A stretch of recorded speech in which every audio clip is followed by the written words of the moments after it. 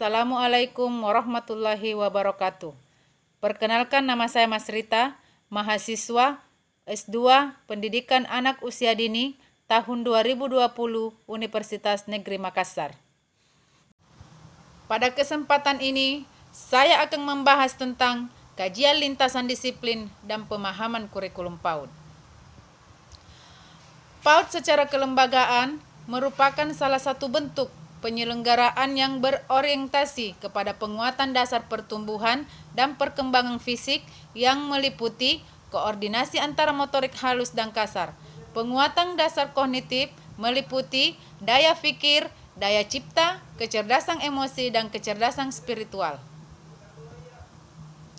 Beberapa konsep kurikulum oleh para ahli sebenarnya tidak semata-mata dipengaruhi oleh pandangan yang dimiliki, tetapi pandangan tersebut juga dipengaruhi oleh perkembangan yang terjadi di masyarakat, baik perkembangan ilmu pengetahuan, teknologi, maupun perkembangan tuntutan masyarakat terhadap sekolah sebagai lembaga pendidikan. Kurikulum mengalami proses pengembangan penyempurnaan guna meningkatkan kualitas pendidikan Indonesia. Kurikulum 2013 Pendidikan Anak Usia Dini merupakan bagian dari pengembangan penyempurnaan kurikulum baru dirancang berbasis kompetensi dan karakter. Guru merupakan faktor penting dalam implementasi kurikulum. Pengamatan di lapangan ditemukan guru masih belum memahami penyusunan rancangan pembelajaran yang telah ditetapkan standar kurikulum, akibatnya pembelajaran tidak berjalan sesuai yang diharapkan. Menurut Endot 2019, Kurikulum 2013 Pendidikan Anak Usia Dini dikembangkan atas dasar pengkajian landasan filosofis, sosiologis, teoritis, psikologis, pedagogis, dan yuridis yang jelas dan telah teruji secara empiris. 1. Landasan filosofis. Pendidikan berakar pada budaya bangsa untuk membangun kehidupan bangsa masa kini dan masa mendatang. Kurikulum 2013 PAUD mengenalkan pengalaman belajar dalam konteks budaya Indonesia, sekaligus konten dalam pembelajaran pendidikan anak usia dini untuk membangun kompetensi diri bagi kehidupan di masa kini dan masa depan, yang menunjang pengembangan budaya secara kreatif. 2. Landasan sosiologis. Kurikulum 2013 PAUD dikembangkan dengan landasan sosiologi. Dimaksudkan bahwa dalam proses pembelajaran menyesuaikan diri dengan tuntunan dan norma-norma yang berlaku pada masyarakat di mana anak tinggal. Landasan psikologis pedagogis. Kurikulum 2013 Pendidikan Anak Usia Dini diterapkan melalui proses pembelajaran yang sesuai dengan perkembangan dan karakteristik anak usia dini. Setiap anak memiliki keunikan, baik dari kecepatan kematangan perkembangan, cara belajar, minat, maupun bakat yang dimilikinya. 4. Landasan teoritis. Kurikulum 2013 Pendidikan Anak Usia Dini dikembangkan berdasarkan berbagai teori, yaitu pertama, teori perkembangan anak yang menyatakan bahwa setiap anak memiliki kecerdasan yang kompleks. 2. Teori perkembangan otak, bahwa jejaring antara sel neuron menentukan kemampuan dan kecerdasan berpikir seseorang, di mana jejaring tersebut dibangun sangat cepat pada usia dini. 3. Teori pedagogis yang menekankan bahwa anak belajar dalam kondisi lingkungan yang aman, nyaman, yang dapat merangsang keinginan anak untuk mencari tahu dan melakukannya. Landasan yuridis dikembangkan dengan landasan sebagai berikut. Undang-Undang Negara Republik Indonesia tahun 1945. Undang-Undang Nomor 20 tahun 2003 tentang Sistem Pendidikan Nasional.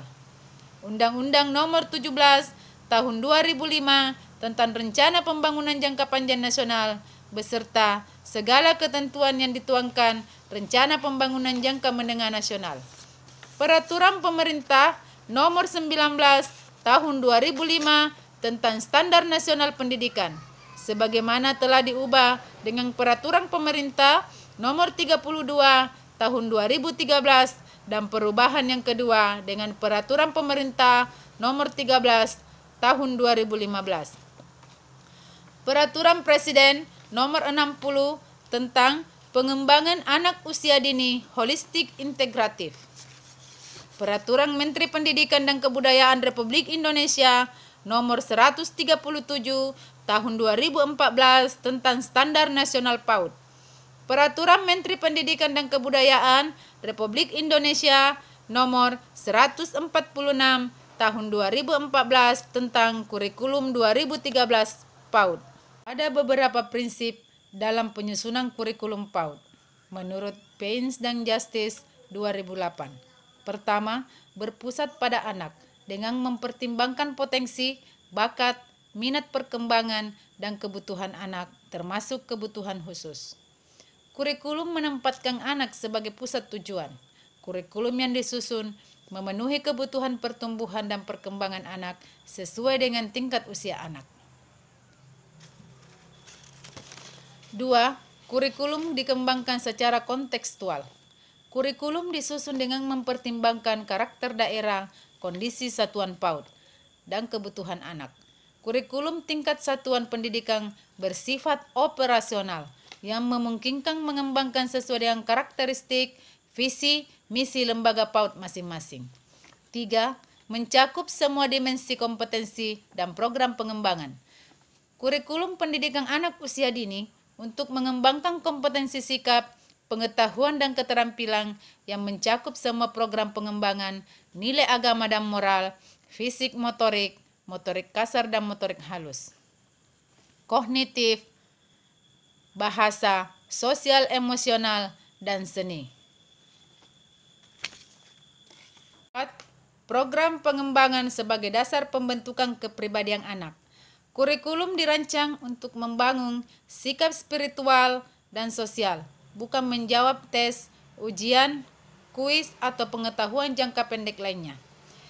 Sikap spiritual dan sosial yang dimaksud adalah perilaku yang mencerminkan sikap beragama, hidup sehat, rasa ingin tahu, sikap estetis, bersikap kreatif, percaya diri, sabar, mandiri, peduli, menghargai, dan toleran. Mampu bekerja sama, mampu menyesuaikan diri, jujur, tanggung jawab, dan rendah hati.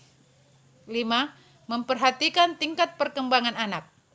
Kurikulum disusun dengan memperhatikan kesinambungan secara vertikal antara tujuan pendidikan nasional, tujuan lembaga, tujuan pembelajaran, metode pembelajaran, dan kesinambungan horizontal. 6. Mempertimbangkan cara anak belajar. Kurikulum mengakomodir pelaksanaan pembelajaran yang memungkinkan anak membentuk pengalamannya dengan cara belajar anak. Anak belajar melalui dari dirinya, kemudian keluar dirinya. 7. Holistik integratif. Kurikulum mengembangkan semua aspek perkembangan secara seimbang melalui layanan pendidikan, kesehatan gizi, pengasuhan, kesejahteraan, maupun layanan perlindungan anak. 8. Belajar melalui bermain. Kurikulum disusun untuk membuka kesempatan belajar anak untuk membangun pengalamannya. Dalam membangun pengalamannya, terjadi proses keterampilan, nilai-nilai, dan karakter di bawah bimbingan pendidik. 9. Memberi pengalaman belajar. Memberi pengalaman belajar. Penyusunan kurikulum memberikan pengalaman belajar anak dengan berbagai konsep keilmuan, teknologi, dan seni secara dinamis untuk diterapkan dalam kegiatan pembelajaran sesuai dengan tahapan perkembangan anak, nilai moral, karakter yang ingin dibangun, dan budaya Indonesia. 10. Memperhatikan dan melestarikan karakteristik sosial budaya.